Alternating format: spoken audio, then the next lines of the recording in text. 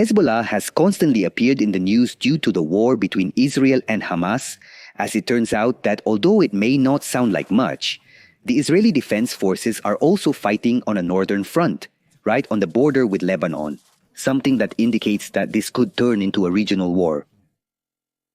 For this reason, it is necessary that we review the origins and what the Hezbollah group means. Are you interested?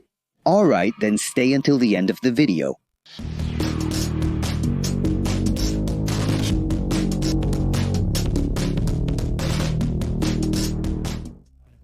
To start, it would be good to look at some generalities about Hezbollah, which is the Shiite Muslim organization from Lebanon that has both an armed and a political wing. Like several fundamentalist Muslim organizations, Hezbollah is anti-imperialist, pan-Islamist, jihadist, anti-Semitic, and above all, anti-Zionist. That is, one of its objectives is to end the State of Israel, which goes hand in hand with its main ally being the Islamic Republic of Iran, with whom it also shares the same religious affiliation based on Shia Islam. By extension, it is also an ally of Bashar al-Assad's Syria and the Palestinian group Hamas, with whom it shares the objective of destroying Israel. Now, it would be good for us to look at the origins and a bit of the history of this organization, considered a terrorist group by the United States, several of its allies, Israel, and even some countries in our region. Lebanon, as shown in the video, is a melting pot of religions, and Shiite Islam represents approximately 30% of the total population.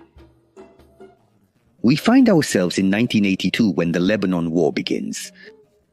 This occurs after the Israeli invasion of the south of the country in response to the assassination of the Israeli ambassador in the United Kingdom by the Palestine Liberation Organization, which was exiled in Lebanon at that time. This was taken advantage of by some Shiite clerics from Iran who lent support to anti-Zionist leaders in the country, among them Abbas al-Musawi, the founding father of Hezbollah that same year. Its name means Party of God, and since then it has grown by recruiting thousands of followers of Shiite Islam who are also supporters of Anti-Zionism, a sentiment that grew after the Israeli intervention. Thus, along with other militias, Hezbollah continues to fight in the Lebanese civil war that extends until 1989, and after the Taif agreements that brought about peace, it would be the only faction that did not disarm and that continued to be in force. After this, Hezbollah undergoes a process of moderation, in which it accepts a multi-confessional Lebanon and the approach to a non-Islamist diversity with the aim of surviving as an institution and even participating in the country's political life. Said and done, it participated in the elections of 1000 in 1992 as a political party backed and financed by Ayatollah Ali Khamenei himself, thus winning in the 12 constituencies in which it presented itself. And although Israel unilaterally withdrew in the year 2000 from southern Lebanon, it still occupies the Sheba Farms, a small area of 20 square kilometers that it snatched from Syria and Lebanon during the Six-Day War. This has been constantly denounced by Hezbollah, which has helped it gain some popular support among ordinary Lebanese people. So tensions erupted in 2006 when Hezbollah captured 2 Israeli soldiers at the border. Then the Lebanon War broke out, which focused on the border area and the Golan Heights, another territory that legally belongs to Syria, but has been occupied by Israel since 1967. This conflict lasted for 33 days, and the ceasefire was achieved thanks to the mediation of the UN without any conclusive result. That is, the tensions at the border maintained the status quo. 5 years later, the civil war in Syria broke out, in which Hezbollah obviously intervened in defense of the Shiite government of Bashar al-Assad against the rebel groups that were in turn supported by Israel.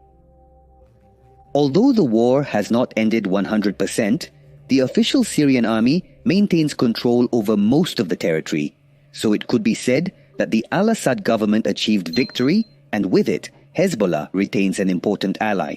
If we move forward, to the recent events of Hamas's terrorist attacks on Israel, Hezbollah has also started participating from the northern front in what could be considered a new, low-intensity conflict.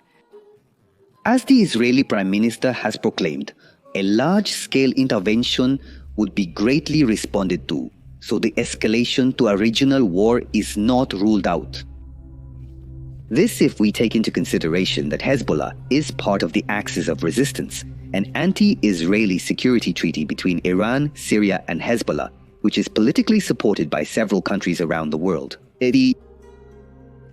As you can imagine, the ideal that drives this alliance is primarily anti-Zionist, that is, against the existence of Israel, not only for a matter that is broadcast or religious claim, but the Jewish state is an ally of the United States, in turn, a staunch enemy of the Ayatollah regime.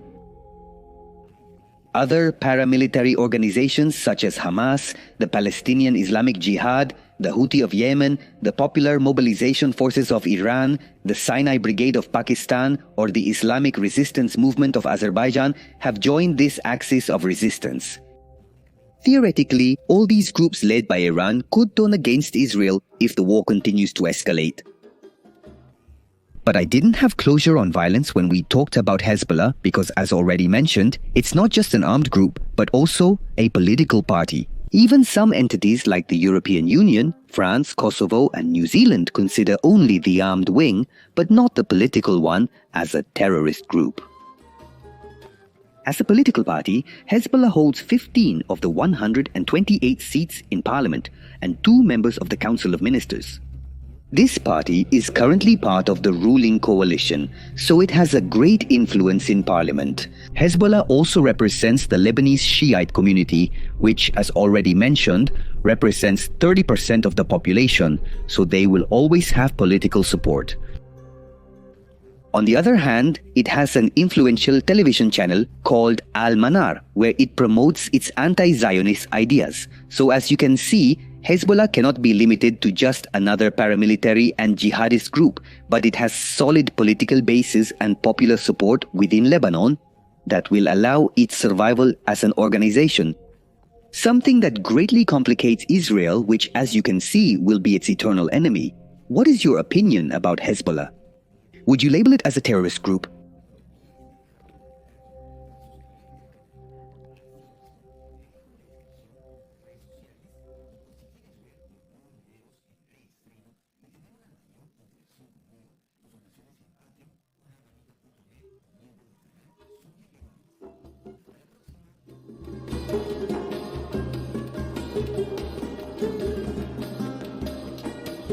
Thank you.